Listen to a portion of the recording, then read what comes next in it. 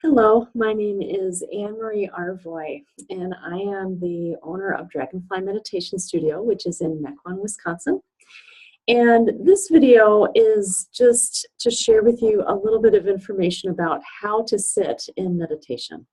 I do offer online meditation on Tuesdays at noon, and I've had a couple people request that I do a short little video just to talk about the very basics of how to sit, because on the Tuesdays at noon I try not to take too much time up with some of these pieces.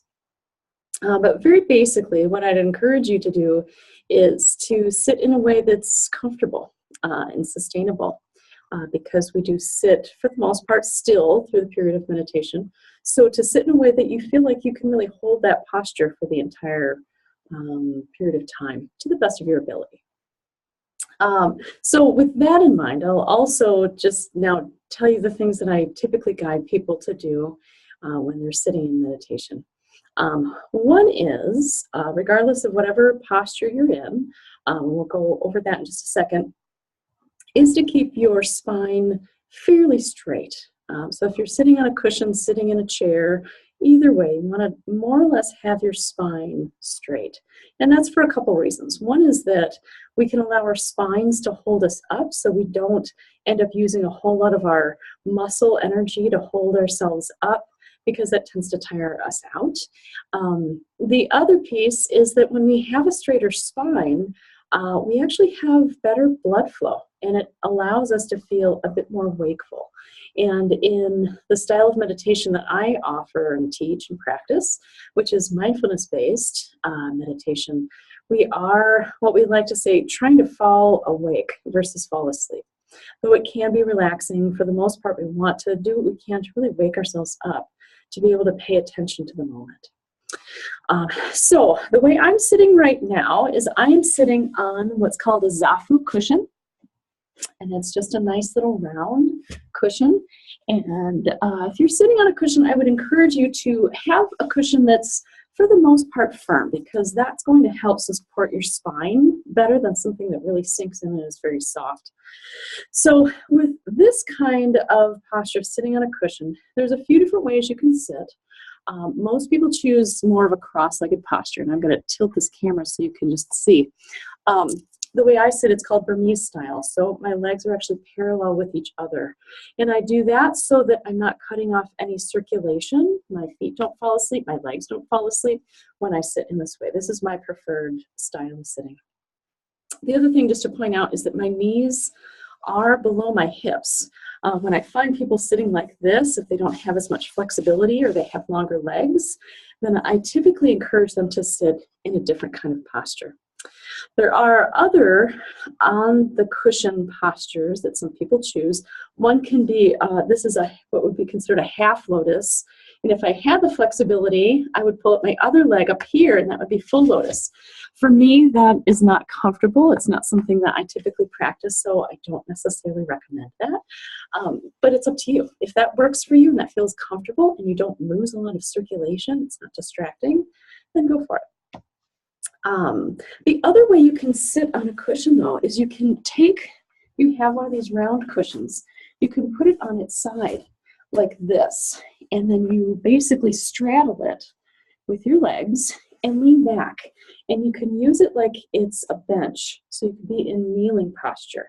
And this can be better for people that have, like I said, longer legs, or they have less flexibility, so crossing the legs isn't comfortable. So this is another, or sometimes if I'm wearing a skirt, then this is the way that I sit. And this is actually pretty comfortable for me as well.